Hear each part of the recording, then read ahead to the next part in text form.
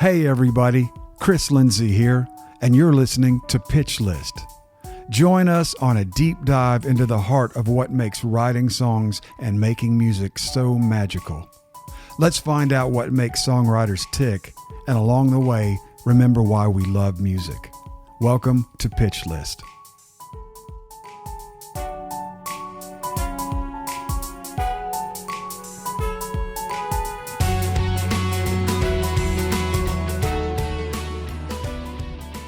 Hey everyone, welcome to the show. My name is Dana. I'm the producer of Pitch List, and this week Chris is on vacation, so I wanted to jump in and intro the amazing conversation he had with this week's guest, Grammy-nominated Ross Copperman.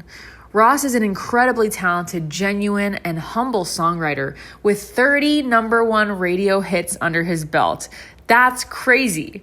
He's also produced hit records for countless country acts, not to mention the journey he's gone on over the past 12 plus years in crafting his own artist project. Listen on for an in-depth chat about Ross's take on songwriting in the Nashville community, plus the inspiration behind his new EP, Somewhere There's a Light On, which everyone should go stream right after this. So without any further ado, here's Ross Copperman. Good afternoon. We got another great episode of Pitch List. This guy has been so successful and is now launching his own artist career. So I'm really excited to talk to him. This is Pitch List, and this is Ross Copperman. How are you, Ross? Hey, Chris, I'm good, man. Thank you for having me on. Oh, man, it is all our pleasure. I think Dana has been chasing you for a while, so we're just so glad we could get some of your time, man. Oh, yeah, dude. This is awesome. I'll start with this because just it's fresh. Amy and I were watching Idol last night.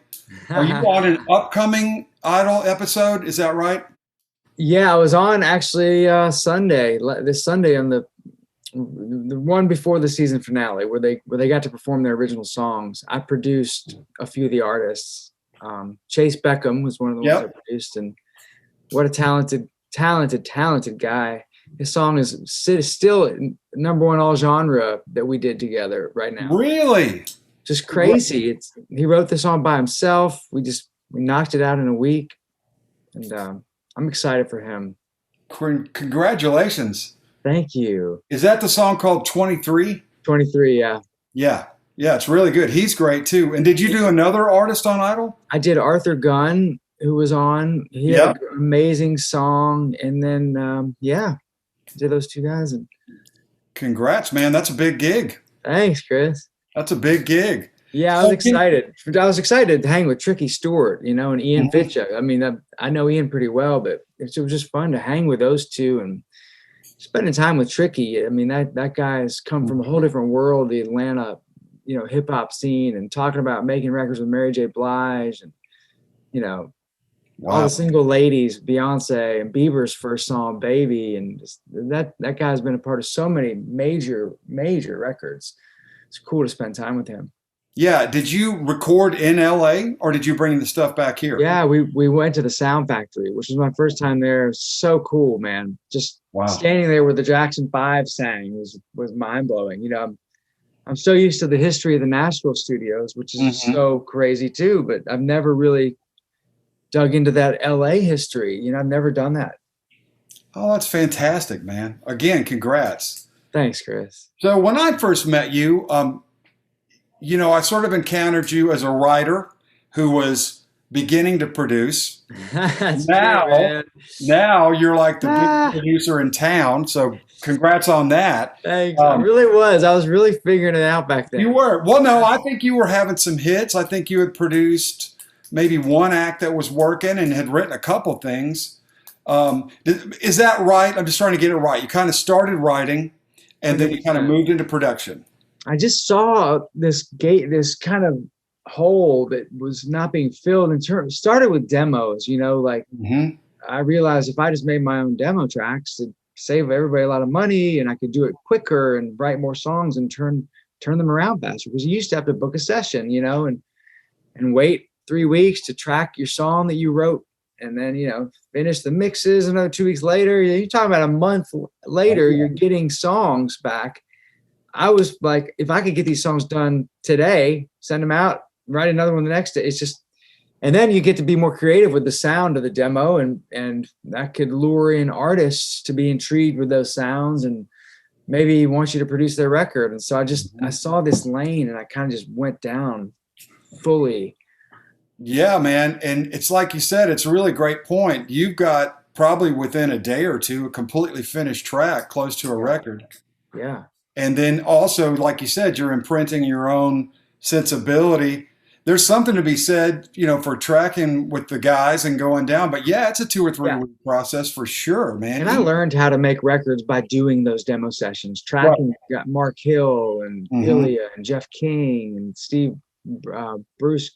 What is his last name? Bowden, Bruce Bowden. Yeah, Bruce Bowden and all those guys. I learned so much from them. But you also brought in your sort of pop and rock sensibility, which is really the key, I think, to your success. You understand country music, and probably you've been here long enough to where you really understand country music, but you're bringing a whole other side in, and that's what people like, I think. I feel lucky that I got to get in with the people like Tom Shapiro and Tony Martin and you, and all these writers have been doing this for way longer than I've, been doing this. And I got to really learn from everyone. And I feel very grateful that I got to do that. And I still feel that way writing with Dallas Davidson or Rhett Akins or Ashley Gorley or Shane McAnally, Josh Osborne. I feel like I'm just a student still. I always feel like a student of this thing because it's just fun to learn, and everyone's way better than you at everything. That's what I've learned, and that's what, Well, there's something to be said. If you're in a room working and you feel like the other two people are just like, crazy talented, it's going to be a good day. I definitely say that. That's for sure. Exactly. And you want to let them shine. Right. That's how I've always found my way of okay, let me just help encourage you be the amazing person and writer and producer you are, Yeah, and it takes a whole thing, man, because also there's a whole range of skill sets that are needed. Let me ask you this, because you said about tracks, and you do tracks. Do you go in with a track when you're working with an artist or a writer already started, or you do it in the room, or all different ways? All different ways, but most of the time I like to go in prepared, and I'll come in with 2 to 3 things that I had thought about the night before that I thought would be good for that artist, or I thought, okay, I feel like Luke Bryan might gravitate towards something like this. This is a little different for him, but it could be a cool thing. Or if I'm writing with Keith, I'll think it's the craziest thing I've ever thought of and try and come in and play him something just crazy, or, Right. Does he like crazy stuff? it's something that would catch his ear in a different way and be like, whoa, I've never done something like that. Maybe we should try to chase that. And then a lot of times I like to just start on guitars. That seems to be the more pop approach these days, is just starting from scratch, and the demo is just a piano vocal. It's feeling like it's reverting back to that. Really? It really does. Every pop session I do, it feels like they don't want to hear tracks, or they don't, you know what I mean? Well, it makes you focus on the lyric more, doesn't it? Yeah, and I really like it. And it's like, if you can get a song sounding great as a piano vocal, then you make the track. And I've been trying to do that a little more in Nashville country as well. Well, it's funny. That's like a new thing, but that's actually the old thing. That's the old thing. Exactly. Right. That's how it used to be. You'd sit around guitars. You didn't have your phone to work tape it. You actually work taped it on a tape player. Getting it done, man. Just getting it done. Yeah. So let me ask you this, because we on the podcast, we like to talk about writer world. So on your typical week or month, are you mostly working with artists, or are you doing some writers that are not artists? I'd say it's maybe 60-40 writers to artists. Wow. 60% writers. I still feel like a lot of my favorite songs are started that way, at least. And maybe sometimes we'll start an idea and then we'll bring it to an artist. But there's something to be said about the comfort level. And some artists become your friend and you feel that comfort level there. But with an artist, I think a lot of times an artist knows so specifically who they are and what they would say that you're writing a specific type of song. Whereas I like to just write the most broad song that we can write that day. And maybe it fits Blake Shelton, but maybe it fits Dana Shea, or maybe it's a song for Gabby Barrett, you know, and then we could take it to Gabby and make it hers, or, you know. So that's my favorite way to approach it, you know. Yeah. So you got to get something started. Yeah. There's nothing like, and you know, some of the artists are great writers. Just remove the artist part and they're great writers. But there's why I put them in the same category, but there's nothing like getting in a room with great writers and just letting it fly, right? Yeah, you got to be. You can't be afraid to just say anything. And I feel like sometimes with an artist, you're within a little bit of a boundary, and because there are specific great artists know exactly who they are and exactly the lane they're in. So you got to stay in this boundary a bit, you know. Yeah, which isn't. Speaking of that, because I'd love to talk to you about this. Do you seek out, say you're in the room working, because you said something about it, it kind of triggered me. Do you seek out like something to be strange and exotic musically and like try to make it crazy? Do you do that, or do you find yourself more like wanting to get it in between the lines? That's a good question. Sometimes I do try and like change the chords to be just, I'll have the chords that we've written to the song, and then I'll like just take it back to the acapella and just try and reharm the song, you know? Really? That's cool. Because I just I want, you know, especially in pop music, the chord structures are so unique, and the inversions they're playing are so interesting, and they're just not normal. And I feel like you get stuck a lot of times here being just 4-1, 6-5 is over, because you know it's a hit progression. You're like, okay, let's just do it. I call it the Ashley Gorley progression. That's the Ashley 4-1-6-5. Like he kind of trademarked that with lots of hits, 55 hits. You know, not all of them were that progression, but I'm just like, no, I'm with you, man. It's like a constant thing of trying to like, if it ain't broke, don't fix it. But at the same time, man, you like really yearn to find. I was watching the same Idol program where they advertised your segment last night. And that guy Phineas, right? Who's he did this duet with a girl, and it sounded like his track. You know what I mean? It sounded like him, but he did these little bang like dunk dunk dunk dunk, and it was lined up to do something, and he just did it different. Like it almost sounded like a mistake. But then by the second or third time you heard it, you just loved it. Yeah. And he probably did what you're talking about, like just sit that melody and then redo chords. I love that. Something to be said about that. I've learned that from doing more pop rights over the pandemic. I love that. It's just, I almost think of like it's like a remix of the song, but sometimes you may find a better version of the song doing it. Right. That's crazy. So how many days a week do you write? Are you like a 5-day-a-week guy, or? You know, with Zoom, I definitely am. I try and leave like at least one day open, but with Zoom, it's like you can write a song from 10 to 1, take a break, and write another one from 2 to 5. And then you finish a song at 8 o'clock at night with somebody in LA because it's 6 o'clock for them. So Zoom has definitely opened it up in terms of like, it's all fair game. Anytime is fair game. Let's go. Let's jump on for 30 minutes and finish a song. Hey, we started the song for Darius. Let's jump on a Zoom at 9:30 in the morning and work on it with him. Or you don't have to plan out driving to somebody's studio in East Nashville, or, you know. Love the efficiency, but I also do miss being in the room and hearing somebody say something or tell a story, and you're like, oh, that'd be a great song. So you're missing out on those, right? You know? Yeah, I agree. I think it's good, and then I was loving it in the beginning, and then toward the end of it, I was like, man, I'm missing human contact. I'm the same. I've been the same. I'm in the same place as you. Yeah, it's like just the getting in the room and a little bit more laid back, get some coffee, hang out, do a little therapy.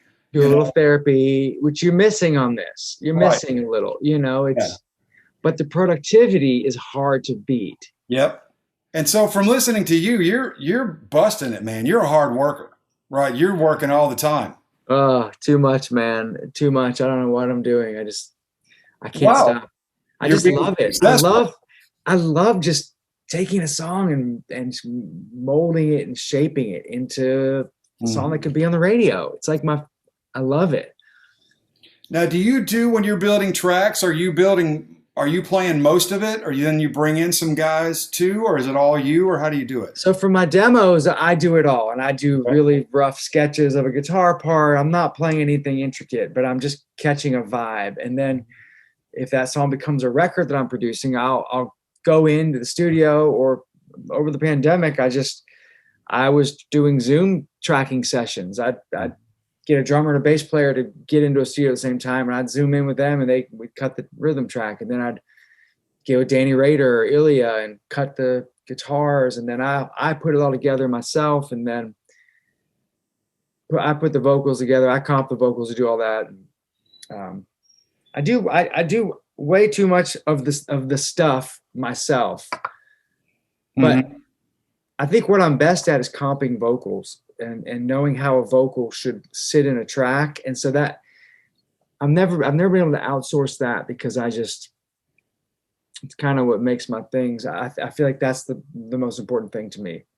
Well, it is because I think it is. Yeah. That's interesting. So you don't outsource, like you're doing the comp yourself, you're cutting it in and massaging, moving things because I know where I want it, especially if I wrote the song. I know, and even if I didn't write the song, which I produce a lot of songs I didn't write, which, that became a little bit of an issue in Nashville for a long time. A lot of producers were just getting their arms around albums and just writing everything. But I've actually produced a lot of songs I didn't write, and I think that's very important for producers to do.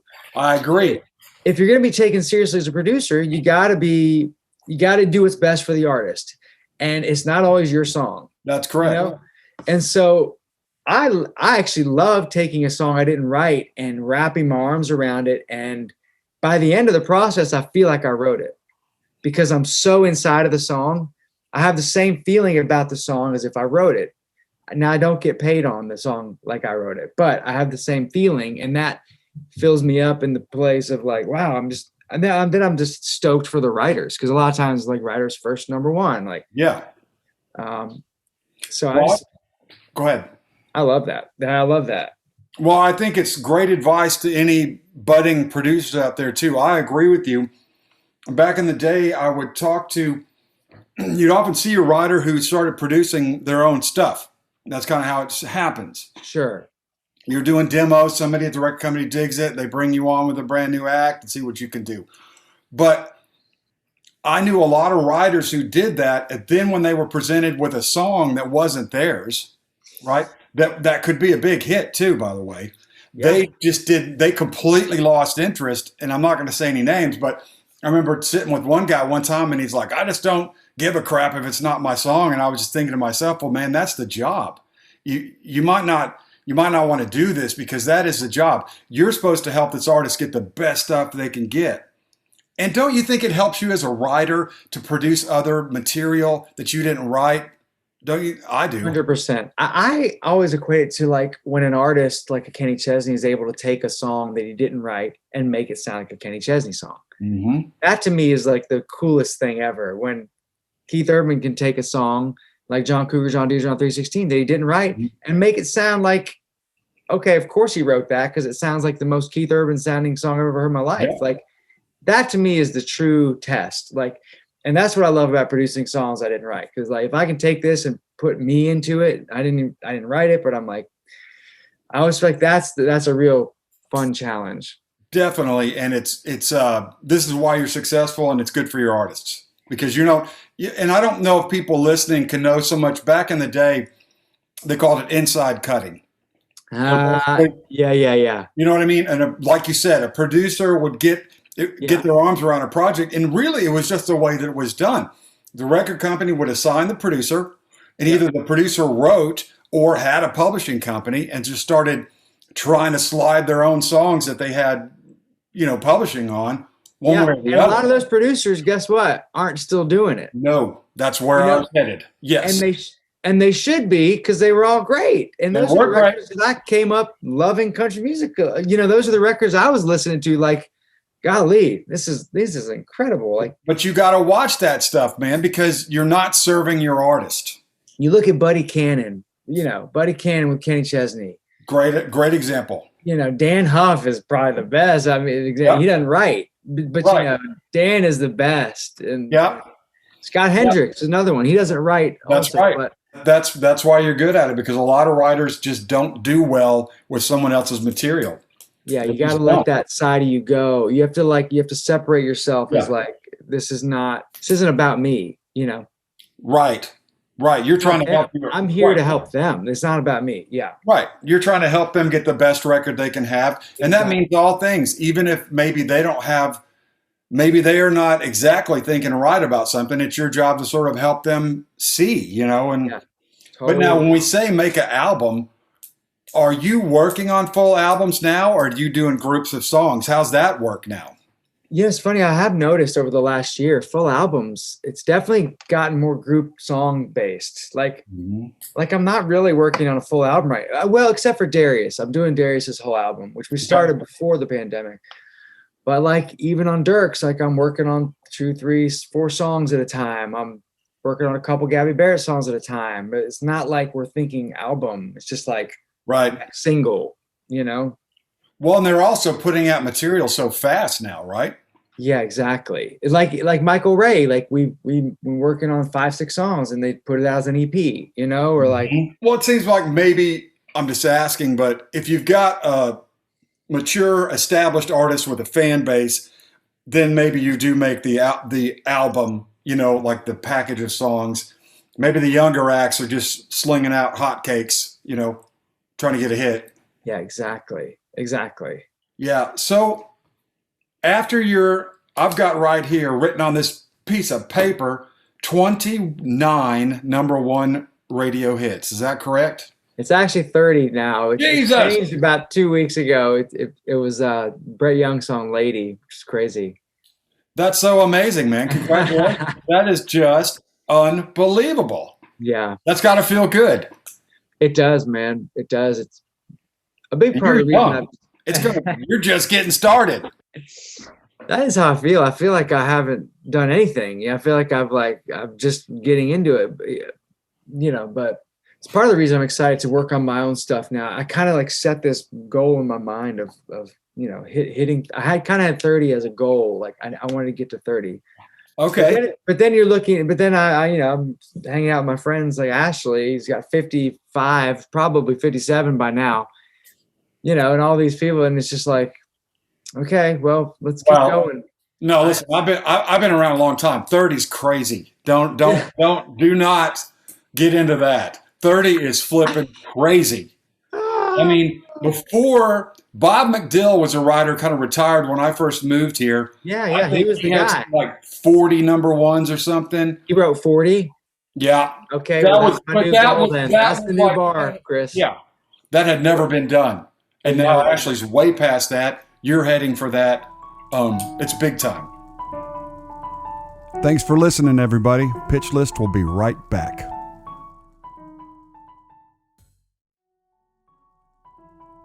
And so now that you talked about it, I want to talk about it. So you've got an EP coming out. Is it out now or is it coming out? Comes out Friday. And it's Somewhere There's a Light On. Yeah. Now talk to us about it. What style? I haven't heard anything from it. What's it sound like? I come from that pop rock place, man, where it's kind of what I brought into Nashville when I came here. And it's like Nashville songwriting, which is what I love, with a more pop leaning production, which I worked with a kid named Alex Mendoza who produced this with me. Super talented guy. It's funny. Like I didn't trust myself to produce this. I wanted fresh. I wanted somebody producing me and being like, that's funny. So you thought, well, I understand, but yeah, so you got someone else. The Mr. Producer man went and got someone else to do his own record. I wanted to step into the artist role and experience that and have somebody over here listening with a different set of ears to say, this is maybe the second verse should do this, or maybe we shouldn't go to the bridge here, or maybe we should, yeah. And I don't have those pop production chops either. That's a whole nother game to be able to make a drop, like a pop sounding drop or all these things. And I've produced country records for the past 12, 15 years. And so that's what I'm good at. I wanted somebody that's good at that. Awesome. And Alex brought out the best in that for me. So how many songs are on your EP? 5 songs. 5 songs. Speaking of the album being dead, we didn't feel it was necessary to do an album yet. And even after this EP, I'm just going to keep putting out singles, just feeding songs, Sure. Maybe ultimately into an LP, but. So is the first feature track called Somewhere There's a Light On? Is that the first feature track? Yeah. Awesome. Well, everybody listening, as soon as you're done here, by the time this comes out, it'll be available. You'll have to go check it out. But I'm curious about this, man. So you're kind of come full circle because I was doing some research on you, and you had a record out in the UK before you came to Nashville. Is that right? Yeah. Signed to Sony UK. Tell us about that. How did that happen? It's been a lot. Well, long story short, I toured the US a lot by myself in my Nissan Xterra with a trailer hitch behind me, opening up for everybody, Better Than Ezra, Gavin DeGraw, and John Mayer. I was doing all these opening gigs with my band. Ended up getting a record deal. I played on the couch for these guys at Topanga Canyon that had this record label, and said, "Hey, you want to move to London and make a record?" And I was 23. I said yes, and I got to work with Guy Chambers, who was one of my production heroes. He did all the Robbie Williams records, and he would leave the studio. I'd learned so much from him, but he would leave the studio at night, and I'd stay with the engineer and like revamp the tracks. Mm-hmm. That was the moment I realized I wanted to be a producer, because he'd come back the next day and be like, "What have you done?" But I learned a lot from him. Very Nashville style production, the way he tracked drums, he tracked instrument. It was very Nashville style. I wasn't programming then. And so I did that for 2 years. I had a couple pseudo hits, and I burned out, and I had to just come back because I was becoming not the best version of myself. And it's kind of just spinning in circles and not going anywhere. And I moved back to Virginia, back in with my mom for about 2 months. And then I made a trip to Nashville, and I just knew that's where I was meant to be.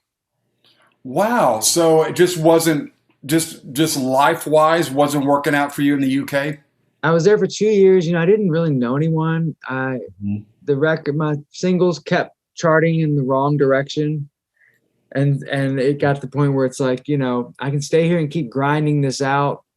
Or I can go back and reset and hit a reset. I felt like I needed a reset. I wasn't even writing songs then. I wasn't writing. I was just sitting around playing Xbox, and I just needed to get out of there.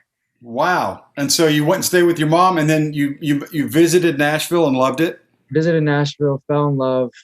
I just knew it's the reason everybody from LA moves here. You come here and you're like, oh my gosh, what is this place? Horses and wide open spaces. Mm-hmm. Weren't as many buildings then. But and also just the family vibe of songwriters. That's what just blew my mind. I walked into BMI. It was the first place I went, and I sat down and played for Bradley Collins and Beth Mason. Beth Laird now. Played them some of my songs. They were amazing, and they said, "Hey, you want to go to Key West Songwriters Festival? It's in 2 weeks. Why don't you go?" I feel like you were there even.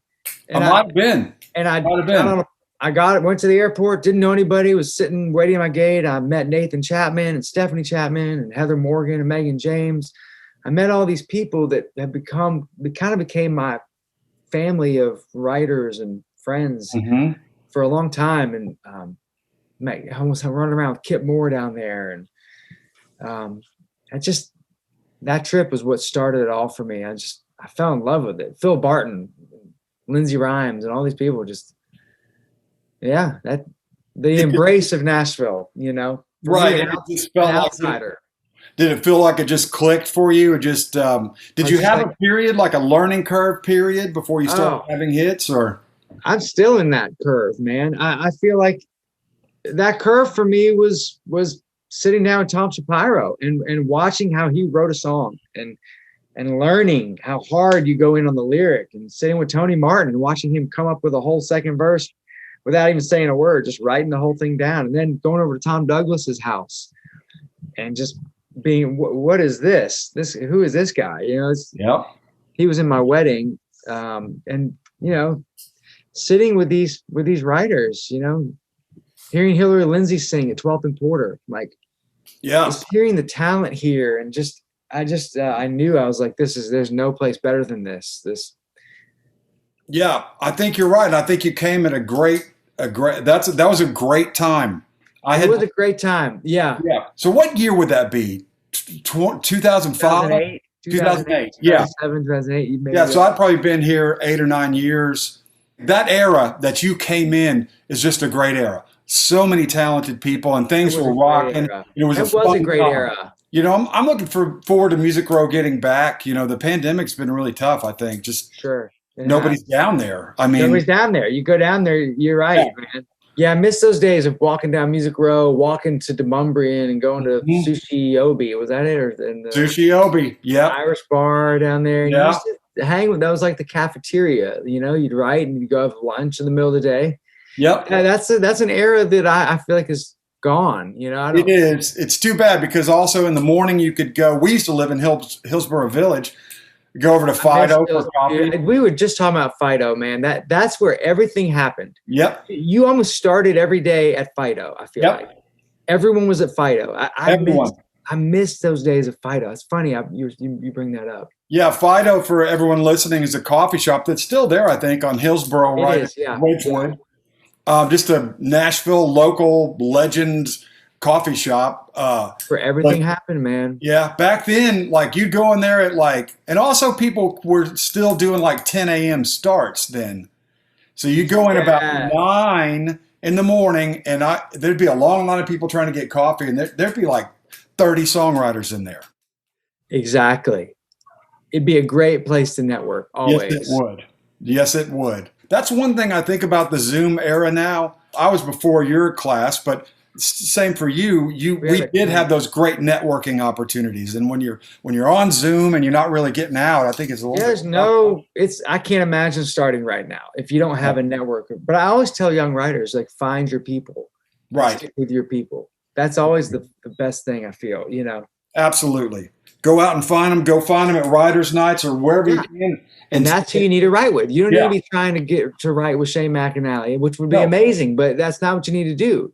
It might not click with Shane McAnally. They might come into Ross Copperman thinking, I'm set for life, but maybe y'all don't click. Yeah, exactly. Find your people and make your own thing. It's so true. And my other advice always is, believe yourself. If you go out at a writer's night and there's 2 people in the audience and it's just, you can barely hear the singer. If you hear somebody that's knocking you out up there, go get them. Exactly. Go get them. True. So true. That's where everybody starts. That's where I started listening. That's where I started. Playing every week. Yeah. I remember how fun it was to play your favorite song that you just written. Knowing there were a bunch of writers, knowing Brett James was over there in the corner, and you're like, oh, I'm going to play this song. Yep. And then somebody like Brett James come up afterwards, but I just love that. That song was really good. And you're just like, wow, that was so cool. It really was. Hey, we should write sometime. It was those days. Yes, it really was. We should write. It would never happen, but it was fun. Right. That was what everyone said. You're right. We should write. Yeah. We should write. Yeah. Yeah. I do miss those days in the sense that it was more experimental, at least for us it was, but it was before it really got the intense pressure to have an artist in the room, Yeah. And I miss those days as well. But interesting. See, I don't feel that intense pressure, man. I know a lot of writers do, but if I'm writing with Josh Osborne or Matt Jenkins, like that's my favorite day ever. Well, yes. Yes. With your friends and when you're being open, like, hey guys, I got this crazy idea. What if we wrote a song like this? Or like, you might not throw out. I just like that openness, no matter if any artists are writing or not. If you write a great song, it doesn't matter. Mm-hmm. Now, do you have days where you write 2 songs when you're doing Zoom and you do? Oh yeah, lots. I did yesterday. Because on Zoom it's so easy to do it. Yeah. Oh, we finished that. Let's check out this. Yeah, it's awesome. Yeah, I always believe in the second song you write. It can be the one. It takes the first one to get to the second. I think you're right. Now, on your record, on your EP, was this part of the pandemic? Did that sort of anything to do with this crazy years? It was. It absolutely was. It was. I got stuck home, and it was this moment of, what are we doing? Are we writing still? Are we still, artists aren't touring? What are we? I thought, wow, if there's ever a chance for me to dig in and do this, it's now. Right. Were you kind of, in a way, trying to get back to your roots of the beginning you? Absolutely. It's always been in me, man. I've never let it die, but I kind of just burned it down a little over the last 12 years, and I never wanted anybody to know that I also did the artist thing, Right. Most people I work with don't even know that I sing. Right. I even stopped singing demos because I started to feel like my voice was too pop sounding or something. So if I have John Knight in the room, he's going to sing the demo. But right. So when you got to working on this record, you had 15 years of growth and a lot of country records. Did you notice how much you had changed as an artist from where you started? I have. Or did it or not? Yeah, I definitely am more grounded. I'm in a better place. I was a hot mess when I was an artist back in the day. I was a hot mess, and I learned from that. And that's also what's made me be able to produce records and help young artists, kind of guide them on their path. Because I learned from my mistakes. I did it. I was in that vocal booth feeling awkward and not liking the sound of my vocal and not knowing how to tell the producer how to make it sound better. I know what that's like, Yeah. I think it's so interesting, and it's a great point. So you're saying that you were in there. I lived it, man. It's a special paranoia being on the other side of the glass, and you can't really hear.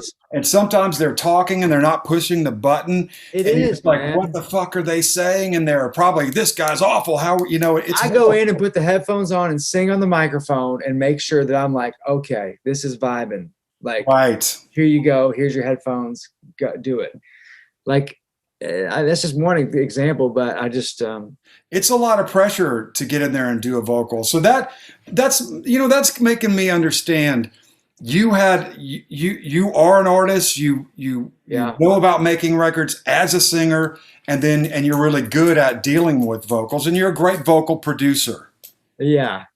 I've kind of prided myself on that. Like, an artist that comes to me knows that their vocal is going to be as good as it possibly can be, and I'm going to try and bring out the best.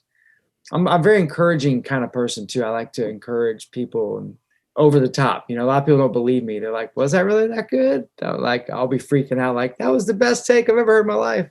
I think it motivates people. But I believe it. When I'm doing that, I'm the same way, man. I think not just in vocals, but in life, man. I think people perform at a better level when they're encouraged. 100%. It's just human nature. Yeah, absolutely. And I can see that you're a super positive person. I think it's important. So I'm looking at notes here because I haven't gotten to hear this EP, and I'm dying to hear it, man. I cannot wait. But it says 2 tracks on the EP co-written with Ed Sheeran. Is that right? Yeah. How was that?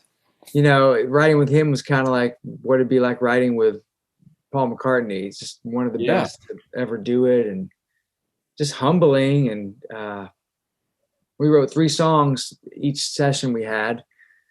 And we wrote 12 songs while he was in Nashville for about 2.5, 3 weeks.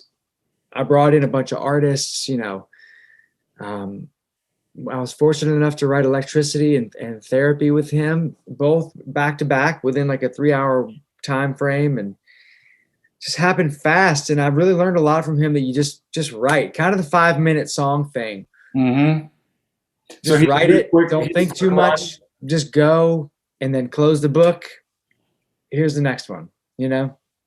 Wow. So he gets going with it. Yes. And, there was a lot of pressure asking for his blessing to put these songs out for myself, because I wasn't sure if he wanted to sing these songs or what, And so I emailed him and he wrote me right back within 5 minutes and was like, dude, I'm so excited for you. You must be so happy being back in the artist seat. And so I was like, wow, I have Ed's support here. This is crazy. I'm doing it. I'm doing this. And so that really helped me to push through on this. That's amazing, man. He seems like, everything I've seen in the media with him, he seems like a really nice guy. He is just one of the best. He's one of the best. He's just such a down to earth dude. And he's just, you hit him and he hits you. He's just there for you. He's like, it's like not even real, how cool he is for having that much success. Yeah, right. And to be able to get into literally a stadium with a guitar and a loop pedal and just rock the shit out of it. Exactly. Crazy. Mind-blowing. And also just what a badass songwriter he is. Oh, he's some of the best songs of our time. Yeah, really. Just from him by himself, right? It's just crazy how good he is. It is. That's fantastic. His brain is a unique brain. It's like it's an anomaly. So 2 of the tracks he's a co-writer on is Somewhere There's a Light On. Is he on that one? No, he's on Electricity and Therapy. Oh, that's right. You said that. Somewhere There's a Light On is Shane McAnally and Josh Osborne. Never heard of him. Never written with Shane. I wrote a couple things with Josh, and one of the most talented guys I ever got in a room with, man. He also is, man. He told me, I just couldn't even hardly believe it, that he worked for like 12 years before he had his first single. They had to find themselves. They went through trials and tribulations. I'm sure you did. Did you ever have a period where you were worried it wasn't going to work for you? Oh, as a writer? Yeah. I did, actually. There was a moment where I had a couple cuts and songs would die in the 20s, 30s. I started thinking, at one point, Jared Johnson said to me, he's like, Ross, I think you're cursed from having a number one. And that moment he said that, I was like, wow, I think he's right. I just don't think this is in the cards for me. I'd been here for maybe 2-3 years and got really close, but then Point at You broke through and hit and cracked it. And I was like, all right, I can do this. Let's go. That's great. Well, and that's a rocket trajectory, 2 or 3 years. That's graduating early. I got to take lessons from the masters, man. Man, you said a name, Tom Shapiro. I forgot about Shapiro, man. Nobody talks about him anymore. He's one of the greatest, man. He could crank them out. He had that little Casio keyboard on his desk. Casio and slap his hand and some weird little beat maker he would use where he get a beat going. I learned a lot from that guy. I miss him. I need to check in with him. Well, man, I have really enjoyed talking to you. Me too, Chris. I can't wait. I hope I'm just demanding that everyone go out and download or stream your EP, Somewhere There's a Light On. Check out those Ed Sheeran songs. Thanks. And everybody go check out this guy who is just killing it, Ross Copperman on Pitch List. Hey, man, thank you so much for being on the show. Chris. All right. Thanks for listening to this episode of Pitch List, produced in partnership with the American Songwriter Podcast Network. If you enjoyed today's show, please subscribe to us on Apple Podcast or your preferred listening platform. And if you want, feel free to leave us a 5-star rating and review. For exclusive content from this week's guest and more, you can visit our website at pitchlistpodcast.com or follow our social media pages on Facebook, Instagram, or Twitter. To hear songs written and or recorded by today's guest, check out this week's playlist by finding us on Spotify at Pitch List Podcast. Plus, don't forget to let us know on social media what songwriter, musician, or music business professional you want to hear from next. Thanks again for listening, and we'll see you next time.